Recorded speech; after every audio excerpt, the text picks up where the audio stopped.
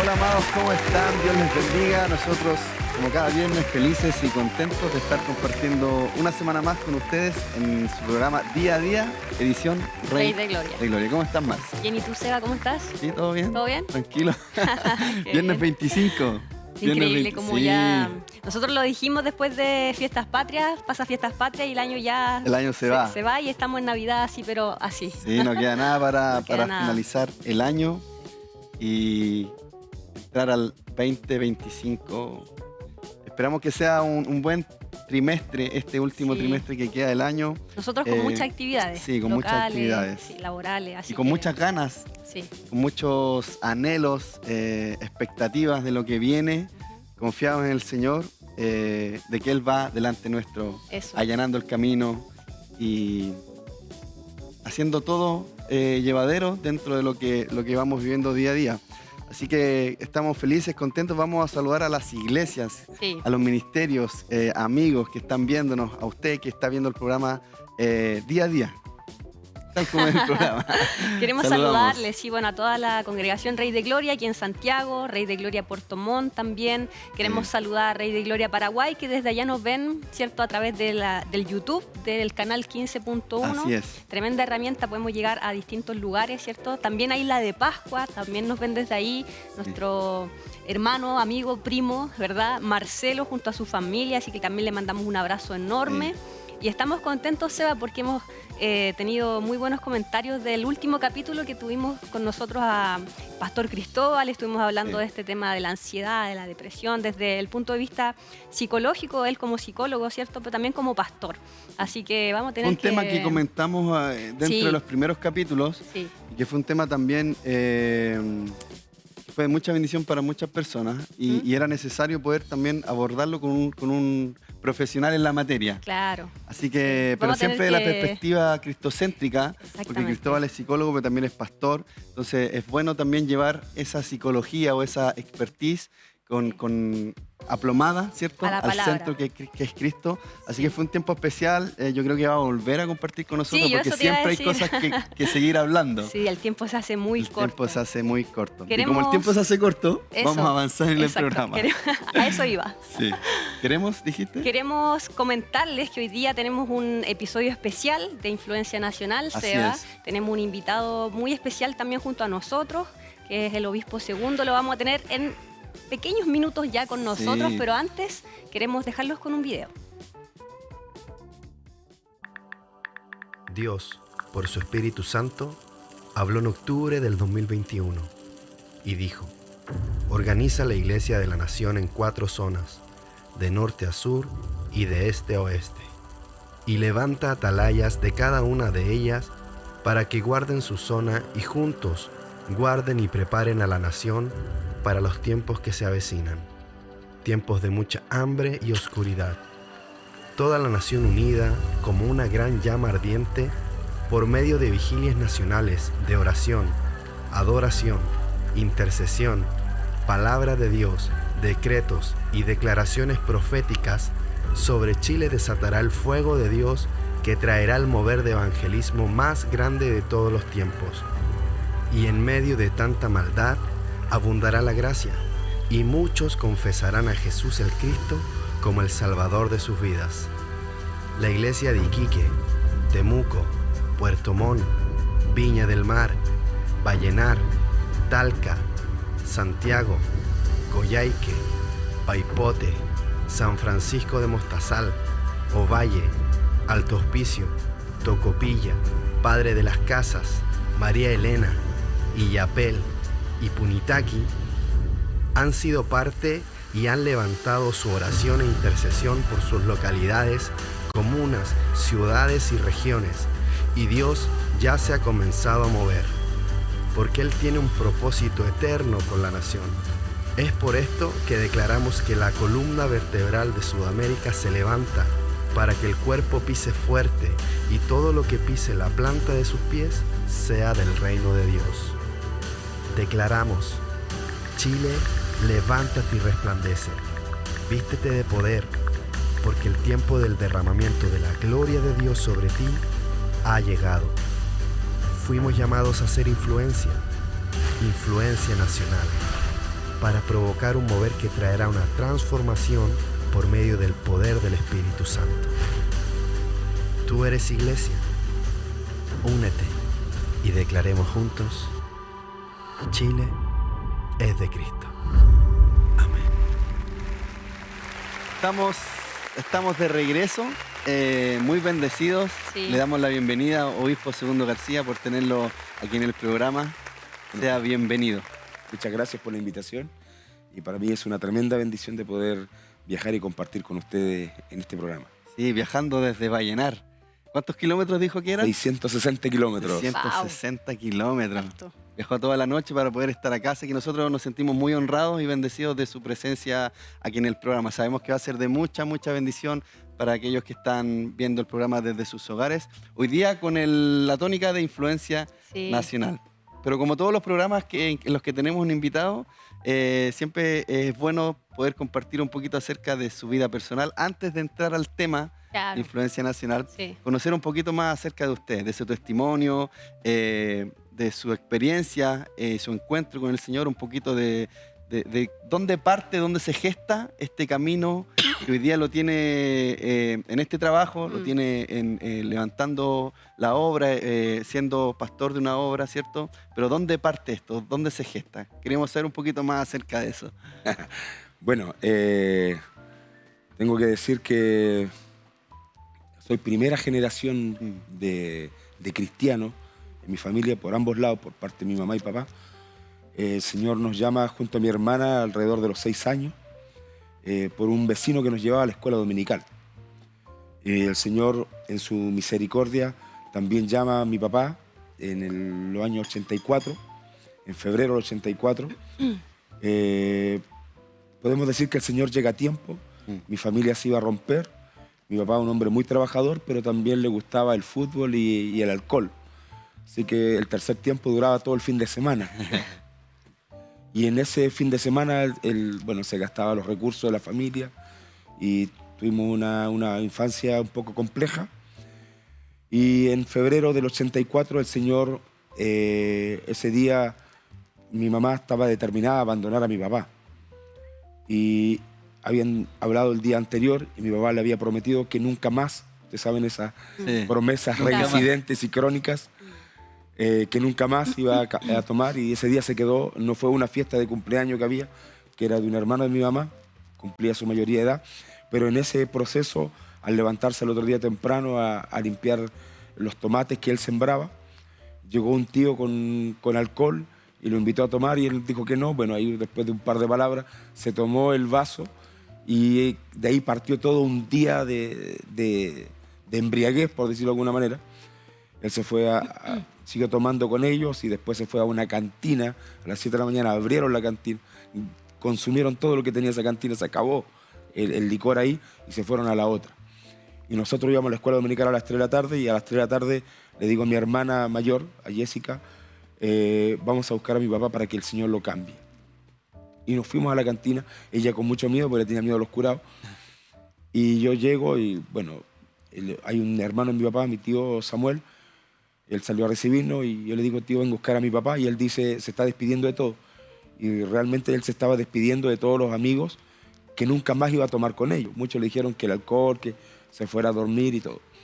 Pero nosotros lo sacamos de la cantina y nos fuimos camino a la iglesia, a la casa que quedaba, pero la intención nuestra era llevarlo a la iglesia y lo metimos a la iglesia.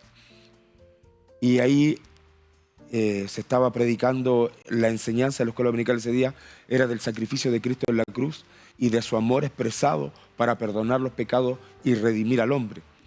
Entonces después, cuando termina la clase, la hermana que dirigía la clase le dice a mi papá, con todo lo que usted escuchó esta tarde, ¿no le gustaría recibir a Cristo como el Señor de su vida?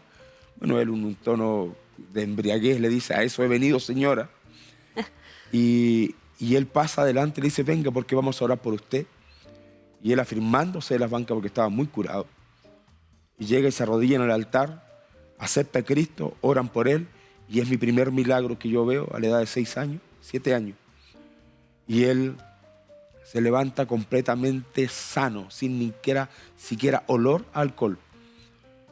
Y simultáneamente a eso, mi mamá estaba amasando pan y en ese tiempo daban un programa del Club PTL, Club 700, donde un predicador estaba ahí también haciendo la oración de fe y mi mamá estaba recibiendo a Cristo como Señor de su vida a través de la televisión y llorando por la decisión que tenía que tomar porque al otro día había determinado abandonar a mi papá y se iba con nosotros pequeños y ella ya tenía las maletas hechas, estaban debajo de nuestra cama. Entonces, puedo decir que Jesús llegó a tiempo, porque cuando mi papá llega con nosotros a casa, le dice a mi mamá, hija, nunca más, porque Cristo acaba de cambiar mi vida. Y nosotros al mediodía lo habíamos visto pasar con un montón de personas, muy curado y ahora venía bueno y sano. Entonces, en ese proceso, creo que Cristo llegó para transformar nuestras vidas. 4 años después mi papá es ungido pastor y comienza a plantar iglesias, plantó 8 iglesias y el Señor lo llamó muy temprano, a la edad de 43 años. Se fue y mi mamá, seguimos el ministerio y de ahí, bueno, nosotros crecimos, yo me casé a los 22 años, ahora en diciembre cumplimos 25 años, tengo 2 hijos y cuando él muere al tiempo yo recibo el llamado al ministerio, pese que cuando niño yo anhelaba ser como el hermano Gigi Ávila, y yo me entrenaba predicando, así como el hermano Gigi Ávila, a los estadios. Señor, llévame a predicarle a la gente. Pero cuando el Señor me llama, distinto es con guitarra, decido que no, que mejor que no.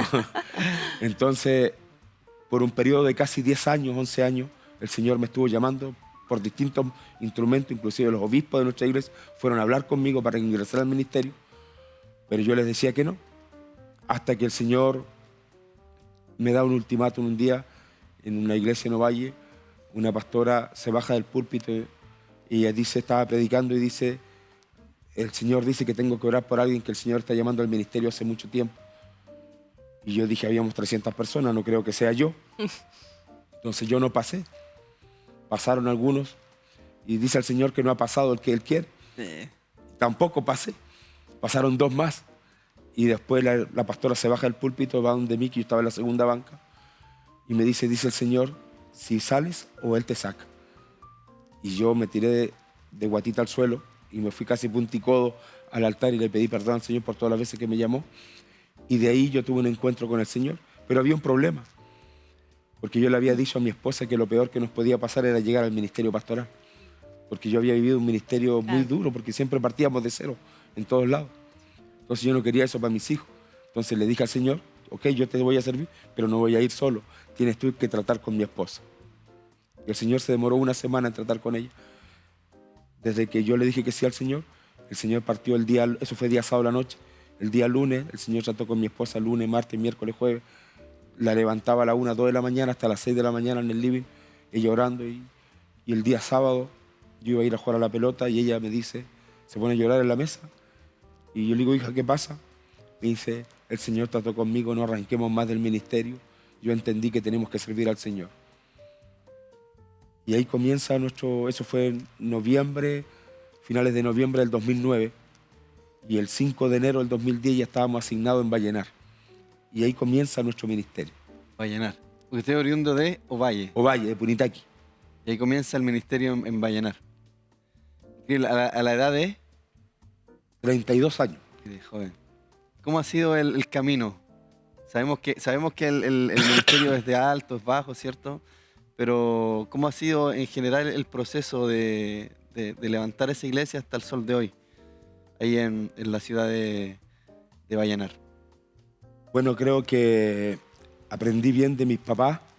Ellos me enseñaron las disciplinas espirituales y practicando solo esas disciplinas, la oración, el ayuno, la lectura, el aferrarte al Señor en los momentos más difíciles, porque han venido momentos difíciles, complejos, y lo único que nos ha sostenido fue que Él nos llamó. Yes. Nosotros siempre hablamos hemos tenido varios invitados con influencia nacional y en otras tónicas, Y es increíble cómo se repite finalmente el hecho de que cuando uno tiene una palabra, uno se puede sostener en esos momentos complejos. Hemos tenido también testimonios de personas que han compartido que ha sido complejo y nosotros entendemos también. Venimos de familia ministerial y entendemos, ¿cierto?, que hay altos, bajos, dulces, agraz, pero cuando hay un llamado real y genuino, el Señor está ahí. Y es increíble cómo el Señor se hace presente justo a tiempo. Así como usted mencionaba, ¿cierto?, que Él intervino justo a tiempo, cuando hay un llamado y quizás todo lo que podemos ver dice que no, Él puede hacer un cambio en un día, transformar una vida y guardarla para Él. Hoy día, después de escuchar su testimonio, y lo escuchábamos previamente, yo sentía que hay algo tremendo de eso, porque el Señor es quien cambia el panorama de un segundo a otro. Él tiene la última palabra, como sabemos, ¿cierto? Y cuando hay quizás un panorama adverso, Él dice, yo tomo los viles y menospreciados, ¿cierto? Y puedo hacer maravillas y levantar una generación para mi reino. Y yo sentía que es poderoso lo que usted comentaba respecto del testimonio de su padre, respecto de lo que ha hecho con su vida, lo que ha hecho hoy día ya con sus hijos. Usted nos comentaba 2 hijos. Sí, 2 hijos. Estoy casado con Viviana Dalamilla. Sí. Ya vamos a cumplir 25 años y tenemos a María José y a Eduardo Daniel, nuestros hijos de 23 y 18 años. Qué tremendo. Y ellos han servido con el Señor. Bueno, cuando el Señor me llama al ministerio, le digo, yo no voy a ir solo. O sea, Señor, tú tienes que tratar con el corazón de mis hijos, con el corazón de mi esposa. Entonces llegamos a Vallenar, estábamos con una iglesia que estaba pasando un momento difícil, nos tocó restaurar, sanar corazones y empezamos a trabajar muy duro.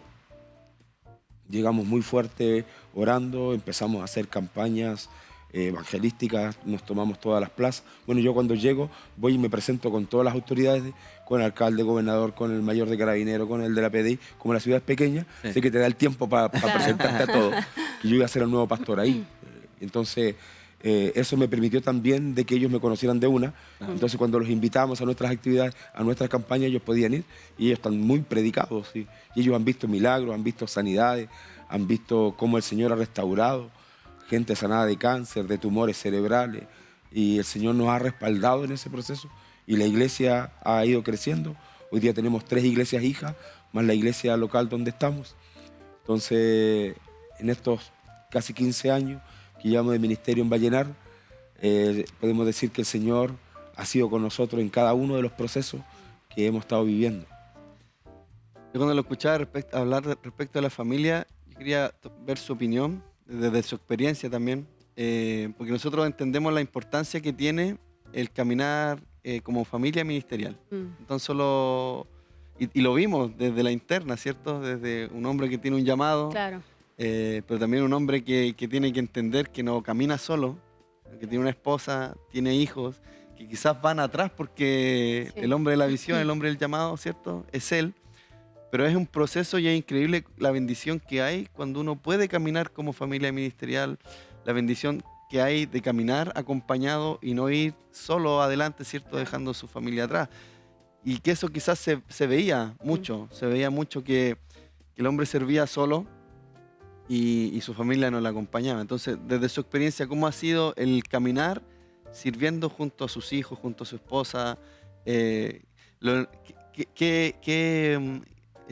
es lo enriquecedor que hay en ese proceso de caminar junto a su familia en este proceso, en este llamado ministerial?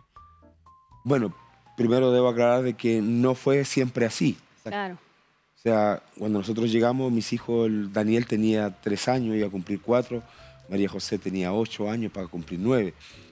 Entonces, Viviana muchas veces tuvo que quedarse en casa, yo tuve que hacer muchos viajes solo, trabajar solo en la obra en muchos lugares cuando estábamos plantando, por a veces los niños por la escuela o porque todo lo que significa, pero en la medida que los niños fueron creciendo y cuando el Señor de alguna manera tiene un trato con nosotros como familia, nos hace ver que, y bueno, yo siempre le dije al Señor que íbamos a trabajar todos juntos, como un proyecto ministerial familiar.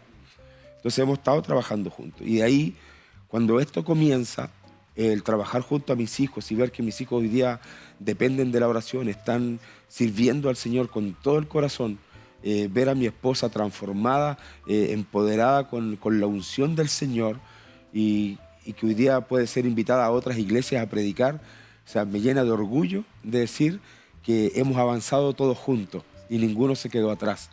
Entonces creo que eso es la recompensa más grande de poder servir juntos y que cuando hay un problema lo enfrentamos los cuatro. Claro. Entonces, cuando estáis solos, tenéis que enfrentarlo solito. Y la familia te dice, pero usted tomó la decisión.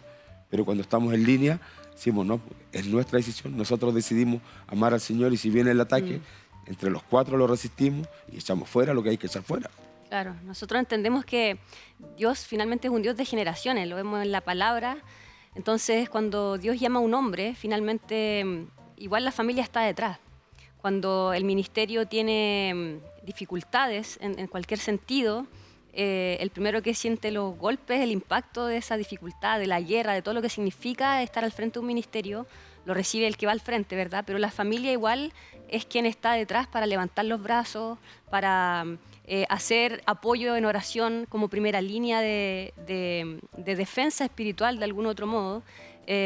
Claro, cuando los hijos son pequeños no es tan así, tal vez la esposa, ¿cierto? Pero sin lugar a dudas, esta es una realidad que viven muchos ministros del Señor. Y hay gente que como que ataca a veces eso, ataca como cuando hay relaciones ministeriales familiares.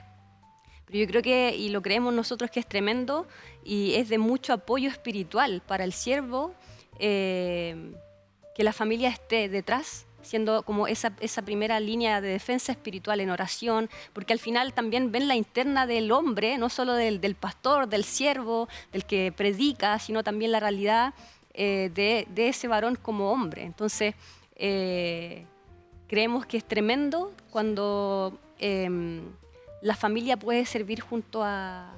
El otro día hablábamos con la Marce, bueno, y con mi hermano, acerca de esto mismo, de que la honra tremenda que debe ser para un siervo de Dios, ¿cierto? Ver a sus hijos caminar sin dejar de lado los procesos, porque uno sería como mentiroso si uno dice, no, siempre ha sido, como usted bien dice, quizá en su momento no fue así y fue un proceso de Dios. Porque uno pasa por una adolescencia, ¿cierto? Claro. Quizás cuando son niños, quizás todo más la escuela dominical, todo. Pero hay procesos naturales en nosotros como humanos, que son procesos donde buscamos una identidad, procesos donde los padres quizás tienen que luchar y contender un poquito, incomodar un poco más al adolescente, ¿cierto? Claro. Porque está buscando su identidad. Pero qué tremendo es cuando el testimonio del varón, ¿cierto? Y de la esposa también afecta en la vida de los hijos y provoca que los hijos también sigan al Dios que siguen los padres, claro. ¿Cierto? Sabiendo y conociendo las debilidades y la desnudez también de ellos como humanos, ¿cierto? Como personas naturales, porque yo creo que durante mucho tiempo se administró mal la figura del pastor. Un poco se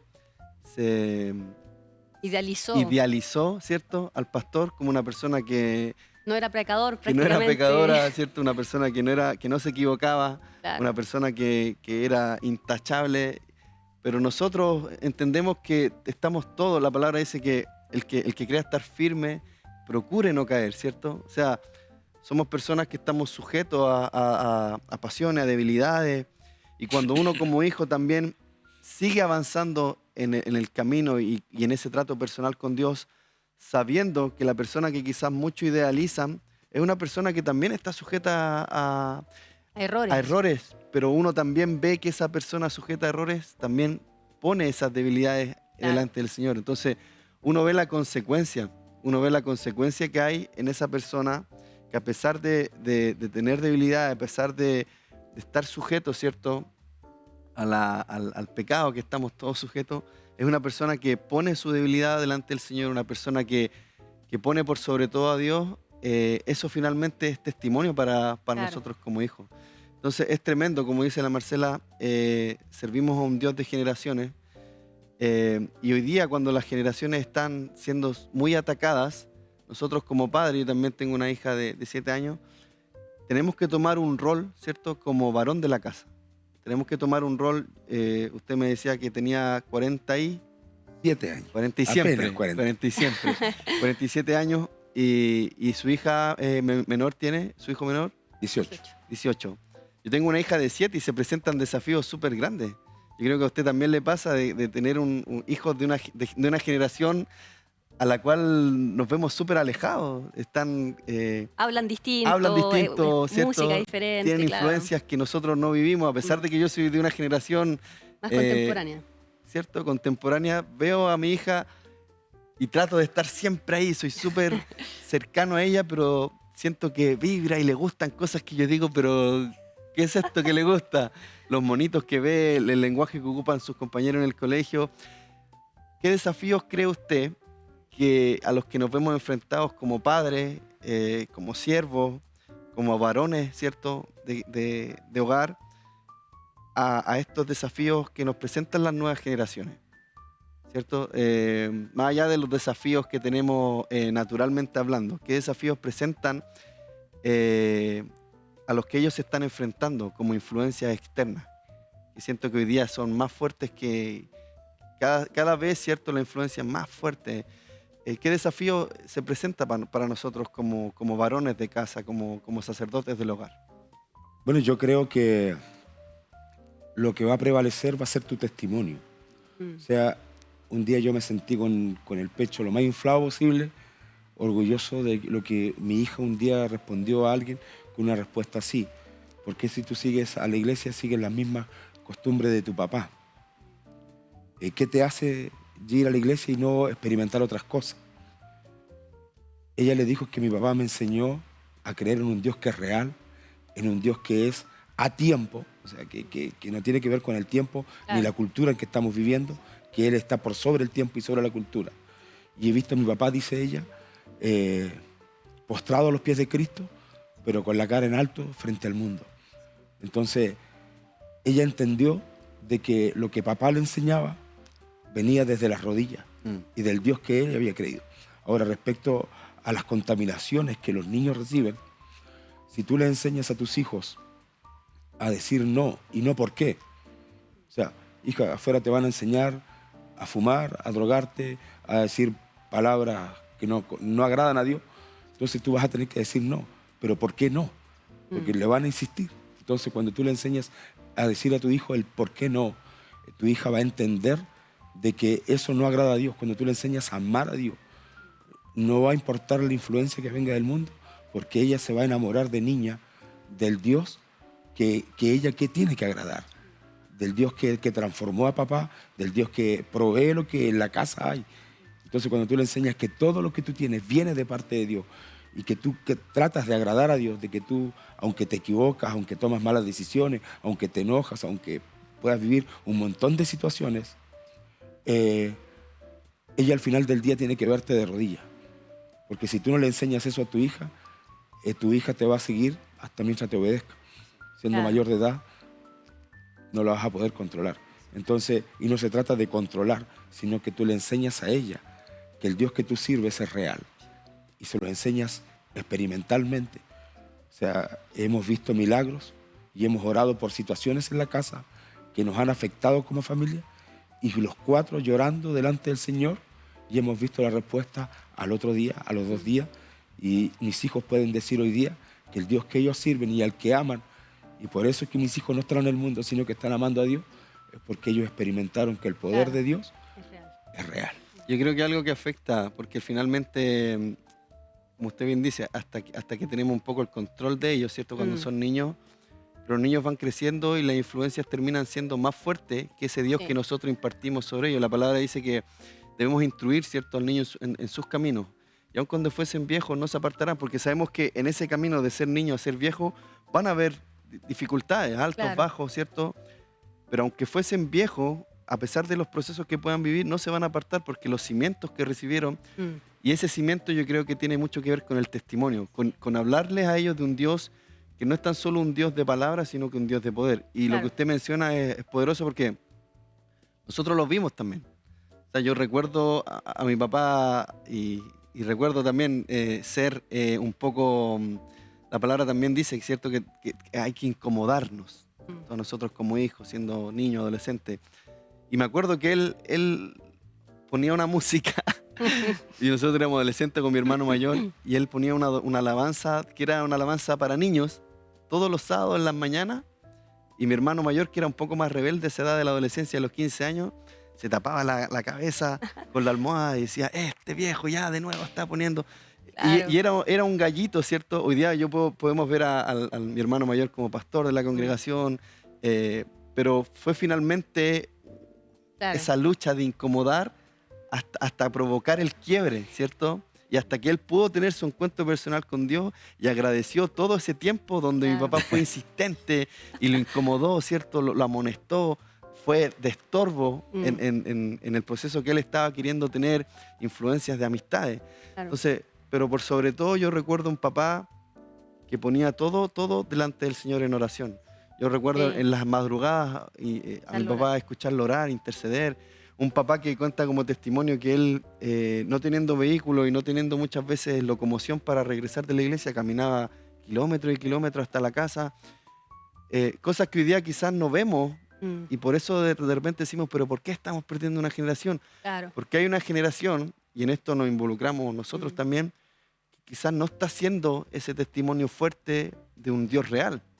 Muchas veces estamos cómodos en nuestra posición, pero no estamos dando esa milla extra para que la generación que nos sigue pueda ver a un Dios real y no un Dios solamente de podio, ¿cierto? No un Dios que escuchan en un podcast, no un Dios que escuchan desde un púlpito, sino que un Dios real y poderoso. Yo creo que al final eso es lo que hace la diferencia, porque mucho se puede hablar, mucho se puede decir, pero vivir lo que uno dice, yo creo que es el desafío más grande que tienen los padres y es lo que marca finalmente el destino de los hijos en relación a seguir al Señor.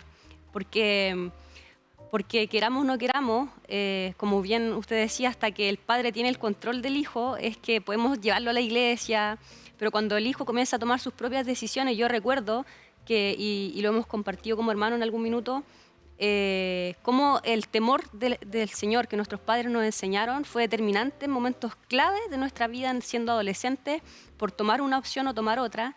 Y yo no recuerdo que ellos nos hayan sentado y nos hayan dicho el temor de Jehová, pero lo veíamos en sus vidas y eso fue determinante. Sí, fue de testimonio. Nosotros quizás sin entenderlo, claro, para dónde iba esa enseñanza, ¿cierto? Vimos que dio fruto en nuestra vida y esperamos que dé fruto en nuestros hijos, esperamos ser de testimonios para ellos.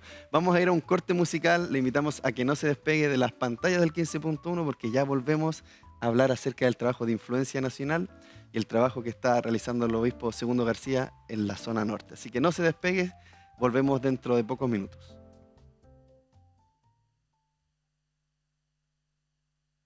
No sé cómo me alejé, ya no puedo sentirte. Sin ti yo soy perdido. Tú eres mi GPS. De pelear contigo yo ya me cansé. La única pelea que quiero perder. Yo ya me di por vencido. Estoy convencido que como tú no hay nadie. Déjame ser lo que antes tú y yo solíamos ser. Quiero caminar contigo. Estoy perdido, te quiero ver. Y llenar este vacío. Que tú eres mi remedio. Perdóname y déjame empezar de nuevo.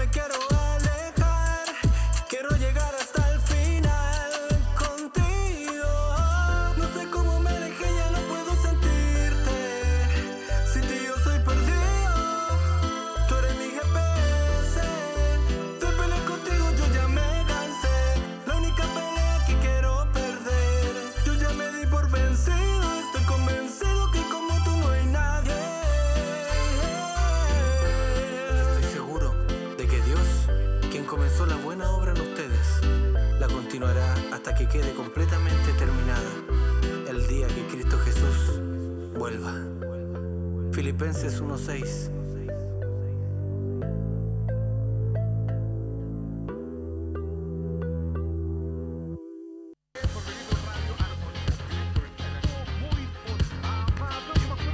Radio TV, música, recuerdos y una grata compañía. Viernes, 22 horas. Somos el 15.1. Visita nuestra página web www.151.cl.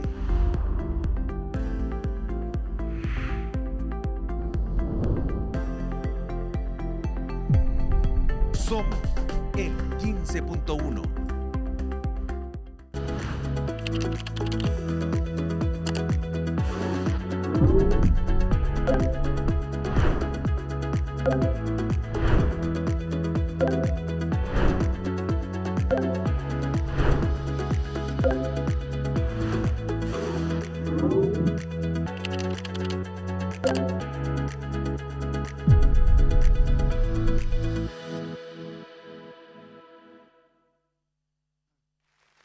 Ya estamos de vuelta, estábamos escuchando GPS de Jimmy Dowling, una muy buena canción para los hermanos que de verdad escuchan más música urbana. Para que le una agreguen opción. ahí a su biblioteca musical. Sí.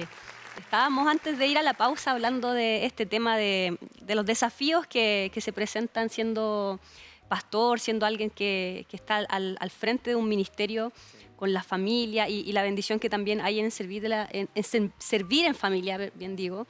Y dentro de eso, obispo, usted también desarrolla un trabajo en influencia nacional. Quisiéramos abordar también aspectos de eso. Sí, saber un poquito acerca de en qué punto, ¿cierto?, ministerial conecta con Influencia Nacional, cómo ha sido su experiencia, qué testimonio ha podido usted también ver en este trabajo, que nos hable un poquito acerca de las vigilias que se han hecho, cómo ha sido en general este tiempo trabajando en la zona norte.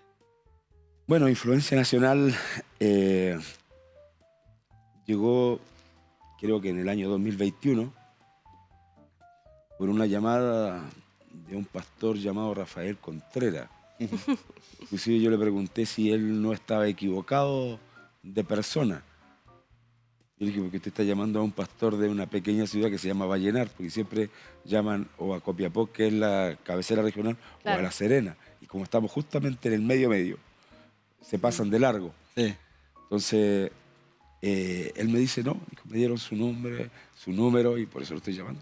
Y empezamos a conversar y teníamos mucho en común porque habíamos trabajado en la Visión Unción Chile Bicentenario del 2010 juntos. Sí. Yo también fui parte del vuelo que se hizo esa vez. Sin conocernos en aquel entonces, o si los vimos, habían pasado bastantes años después. Sí. Claro. Entonces, de ahí él me comenta de lo que el Señor había puesto en su corazón para poder trabajar en esta visión que todavía no se llamaba Influencia Nacional. Claro. A los días posteriores se llamó Influencia Nacional. Y empezamos a trabajar. Yo le dije que yo estaba dispuesto, que el Señor me había llamado a trabajar y no le hago el quite al trabajo. Así que comenzamos con las 24 horas de oración. Ahí fue cuando dimos el inicio a todo este mover. Y para nosotros como iglesia local, para la ciudad de Vallenar, Influencia Nacional vino a traer un despertar, una unidad en el cuerpo de Cristo y un aceleramiento en los procesos.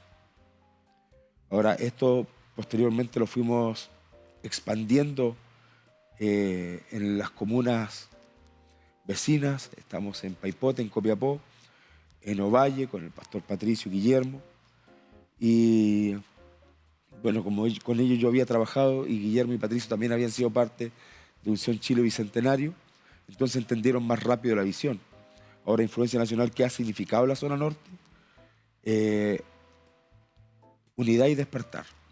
Podemos resumirlo en esas dos palabras, porque en Ovalle, por ejemplo, Patricio y Guillermo estaban trabajando como solo, como cada uno por su lado, y cuando les hicimos el llamado, yo viajé a Ovalle, estuve con ellos, después fue el apóstol, presentamos la visión, los invitamos a ser parte y se sumaron inmediatamente.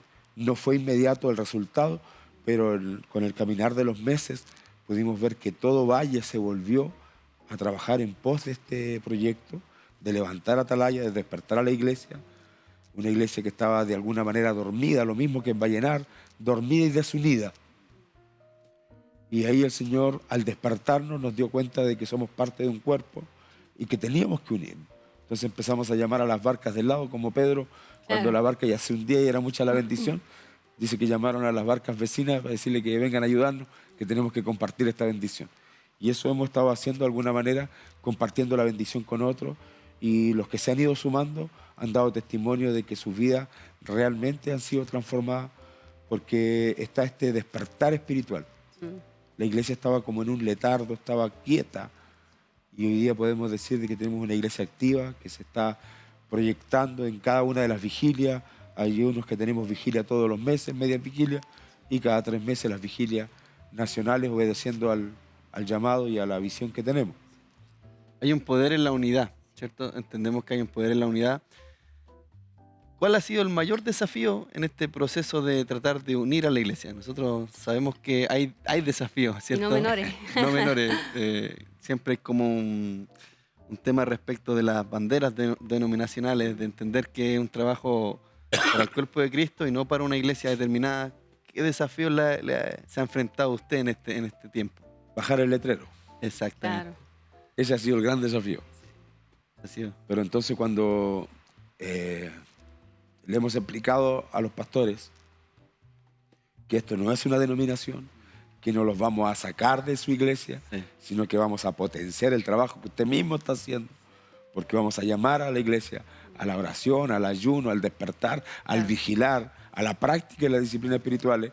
Entonces es un trabajo que te beneficia a ti y a la ciudad y a todos los que somos parte. Entonces creo que ese ha sido uno de los grandes desafíos, hacer entender sobre todo a algunos pastores un poquito más de mayor edad, digamos, de alguna manera, que tienen el letrero ahí tatuado y nadie me lo baja. Y le dije que no queremos bajar el letrero, No. queremos que su letrero siga ahí y queremos inclusive alentarlo a que siga trabajando donde está, pero que se sume a un trabajo colectivo. Usted mencionaba algo, obispo, y que a nosotros nos hace mucho sentido porque también es algo que es muy mencionado por nuestro papá, que tiene que ver con que cuando la iglesia hace lo que tiene que hacer, el entorno es afectado. Usted mencionaba que también no van a ser solo bendecidos y potenciados ellos como ministerio, sino que la ciudad va a ver, de algún modo, se va a ver impactada por el trabajo de unidad. ¿Qué nos podría decir un poquito más en esa línea? Bueno, debemos entender de que la iglesia es sal y luz, ¿no? Y la luz no es solo para alumbrar, sino que también es para guiar. Entonces, cuando una iglesia que está con una luz tenue, media apagada, porque así estábamos, y en la realidad, estábamos religiosamente participando de nuestros cultos individuales y con unas disciplinas a media, porque si hubiéramos estado encendidos, hubiéramos estado en otro sentir. Claro. Entonces, pero cuando logramos entender de que la iglesia también es sal, ahí es donde se afecta a la comunidad.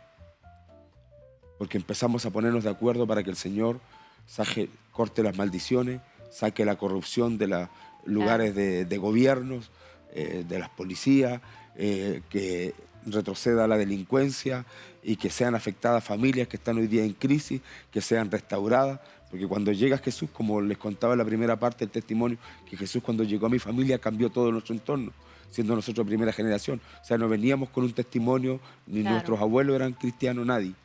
Entonces, de esa misma manera se ha afectado la población. Entonces, cuando tú estás en concordancia con el Espíritu Santo, y el Espíritu Santo te respalda para orar por un enfermo, y cuando afectas a una familia de que tiene un diagnóstico de cáncer, de muerte, que tiene, por ejemplo, nos tocó orar por una persona que tenía 3 meses de vida, oramos y el Señor la sanó y han pasado varios años y esa persona está completamente sana, le han vuelto a hacer chequeo y sigue sana, porque el Señor restaura. Entonces le trae esperanza a esa familia.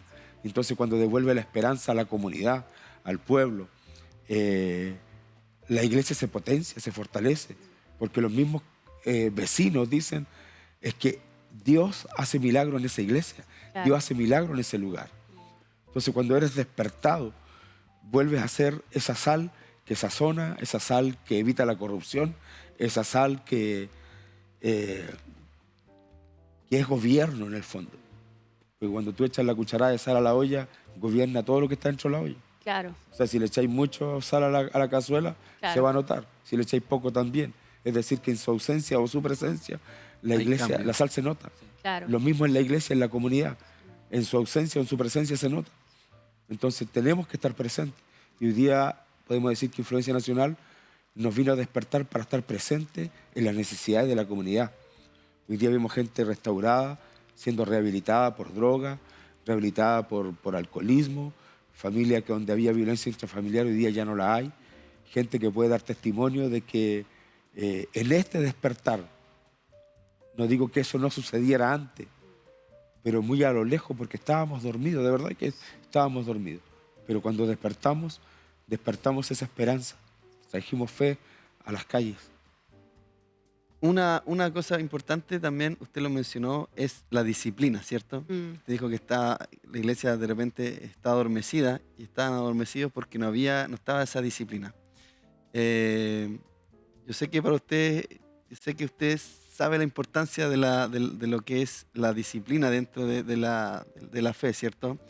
Pero explíquenos un poquito acerca de los cambios que usted vio respecto de esta incorporación en la disciplina del ayuno, en la disciplina de la oración, de las vigilias, ¿cierto? De la adoración, de levantar altares de adoración también. ¿Cómo lo ve usted, esa importancia que hay en el cuerpo de Cristo? Mira, es tan relevante que tuvimos que llegar a orar por las autoridades. Y fue tanto el cambio por ejemplo, en Vallenar, el alcalde Armando Flores, él en algún minuto estaba muy complicado con cómo se estaba llevando la comuna, porque él recibió una comuna que estaba endeudada, no había inversión, no había trabajo, estaba como estancada. Empezamos a orar, empezamos a ungir la ciudad, a rodear la ciudad y a declarar que Cristo es el Señor. Y cuando fuimos a orar por Él, le presentamos a Cristo y Él nos abrió el espacio, inclusive creó una oficina de asuntos religiosos. Y desde ahí, el mismo alcalde da testimonio de que todo tuvo un cambio en su vida y en la administración. O sea, hoy día la municipalidad no está quebrada, tiene cifras azules. Hoy día hay una inversión cercana a los 40.000 millones de pesos ejecutándose en proyectos, cosa que no sucedía. Y llevó al alcalde mismo a declarar que Jesucristo es el único Dios y Señor de Vallenar, entregando las llaves de la ciudad a Cristo. Entonces, si eso no es un despertar, si eso no es un mover, y eso mismo sucedió en la comuna de Punitaqui con el alcalde Carlos Araya Bugueño. Él también tenía principios cristianos, a diferencia del alcalde Armando Flores, que no tenía principios cristianos. El alcalde Araya había crecido en la escuela dominical hasta los jóvenes, se fue a la universidad y se olvidó del Señor. Lo que hablábamos recién, muchas veces 18 años enseñándole al niño en la escuela dominical, Claro. basta un año de universidad y se nos pierde. Claro. Entonces, ¿qué sucede ahí? Donde no pusimos el fundamento para meditar en eso. Entonces, la municipalidad de Punitaqui, la comuna de Punitaqui, también tiene un despertar en la inversión pública, en la inversión privada, y el alcalde lleva a proclamar a Cristo, le entrega las llaves de la ciudad, también a Cristo en la comuna de Punitaqui. Entonces, cuando nosotros decimos, ¿y qué es eso de influencia nacional? Que es un llamado del cielo, es un llamado del Señor, despertando a la iglesia para los tiempos que están por venir. Entonces, que hoy día las autoridades que estaban lejos de Dios, hoy día se sienten cercanas a Dios, y en esas dos comunas se crearon oficinas de asuntos religiosos dándole espacio a la iglesia para que trabaje con los recursos municipales. Wow, tremendo. Yo creo que hay una cosa que es bien importante destacar, y es que esto lleva un tiempo pasando. O sea, por ejemplo, lo que usted nos dice no es de ahora, de ayer. No. Entonces, el Señor está haciendo en la Iglesia de Chile, y nosotros mencionamos en algún capítulo en relación a Influencia Nacional pasado, ¿cierto? Y le decíamos a la gente, el Señor está haciendo cosas por medio de su iglesia en la nación. Sabemos que debe haber gente que está orando en distintos lugares a favor de que la iglesia despierte, a favor de que, y a veces tal vez se sienten solitos, y si están escuchando, el Señor está respondiendo a esas oraciones que quizás también de siervos que por años, ¿verdad? Y que ha unido a este trabajo. hay un fruto de la unidad, hay un fruto de la oración, y el Señor está haciendo cosas en la nación hace rato con aquellos que le han dicho sí a la unidad y sí a trabajar por el cuerpo de Cristo y no por el nombre de un hombre. Sí, nosotros también hemos mencionado, yo no sé si usted comparte conmigo, pero yo soy bien crítico de ciertas cosas que de la iglesia actual. Y una de esas cosas, y chilena también, sobre todo. Una de esas cosas, claro, es bajar las banderas denominacionales, ¿cierto? Que se entiende también. Y es sobre todo en una generación más antigua, ¿cierto? Que se entiende también. Pero otro es que como iglesia muchas veces chilena, y no sé si será un fenómeno que afecte a otras naciones, pero es esperar recibir de afuera algo que Dios está levantando en la nación. En este caso sería, esperamos muchas veces recibir siervos que vengan de afuera a entregar algo, cuando Dios está levantando siervos en la nación, claro, que están siendo de impacto en ciudades, ¿cierto? En comunas. Y yo creo que eso es, la palabra dice que nadie es profeta también, claro, ¿cierto? En su tierra, pero ¿de qué manera usted lo puede como digerir y entender ese fenómeno de que muchas veces la iglesia busca, ¿cierto? Que de afuera se venga a impartir cuando la iglesia misma dentro está siendo impactada. ¿Será que tenemos la vista en lo natural y no estamos viendo eso que Dios está haciendo? Porque lo que usted nos comenta es poderoso, o sea, y no pasa en todos los lugares, no pasa con todos los siervos que pueden llegar a impactar de esa manera, no pasa con todos los trabajos que se desarrollan. Yo conozco un montón de trabajos que se hacen y que finalmente no hay fruto o no hay ese nivel de impacto en la nación. Pero la misma iglesia no reconoce esos trabajos. Claro. Y esperamos que de afuera vengan a soltar, a impartir, y esas imparticiones muchas veces quedan en imparticiones y queda ahí. Entonces, ¿cómo lo ve usted? Porque yo lo veo desde una perspectiva de un hermano, ¿cierto? Que ve y observa. Pero ¿cómo lo ve usted? Si es que usted también opina igual respecto de eso, de que muchas veces no se valora lo que Dios hace con los siervos de la nación. Bueno, es que yo creo que el chileno es chaquetero. Claro. Exactamente. Y se ve a todo nivel. A todo nivel. Desde la iglesia hasta, claro, hasta la junta de vecinos. Exactamente. Claro. Creo de que dentro de la iglesia también existe mucho egoísmo, mucho ego. Entonces hoy día la competencia, o sea, yo no me gozo con tu triunfo. Por el contrario, nace como una envidia, porque el Señor lo está bendiciendo a él y hasta casi oran para que el Señor no te siga bendiciendo. Entonces creo de que hoy día la iglesia perdió el foco. ¿Y por qué perdió el foco? Porque perdió la oración, el sentido de la oración. Entonces dejó de ser Cristo el centro de tu vida, claro, para ser yo el centro de mi vida. Entonces hoy día estamos viviendo en un mundo relativo, subjetivo, egoísta, donde el ego, donde el yo está tan presente aún en las iglesias. Y hoy día hay guerras de ministros, ¿quién predica mejor?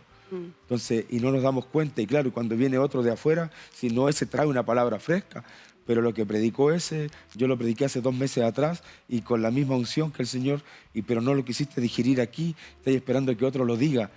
Entonces, creo de que nosotros debemos volvernos primero al Señor.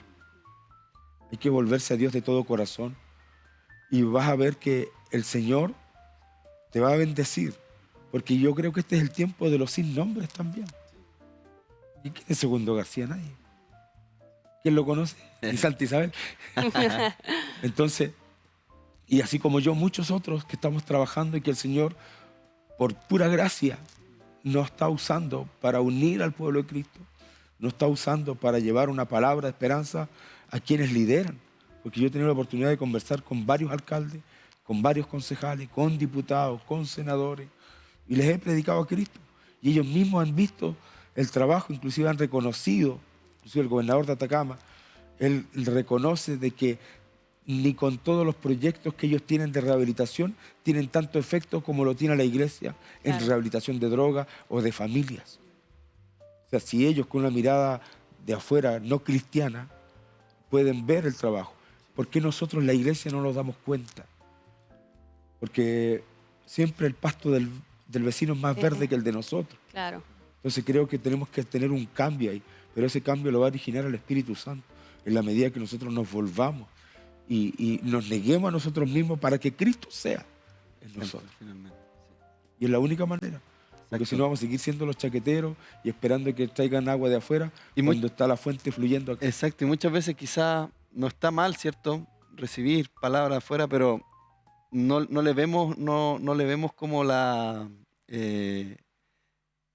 no nos afecta tanto porque el de afuera llega y se va, en cambio el de adentro nos puede quizá venir a quitar ovejas. Y hay como un celo, porque finalmente cuando en el corazón no está el que avance el cuerpo de Cristo, sino que está solamente que avance quizá mi anhelo personal con respecto a mi obra, mi sueño de tener un templo lleno de personas, y no está el que el cuerpo de Cristo avance, muchas veces están esos celos, ¿cierto?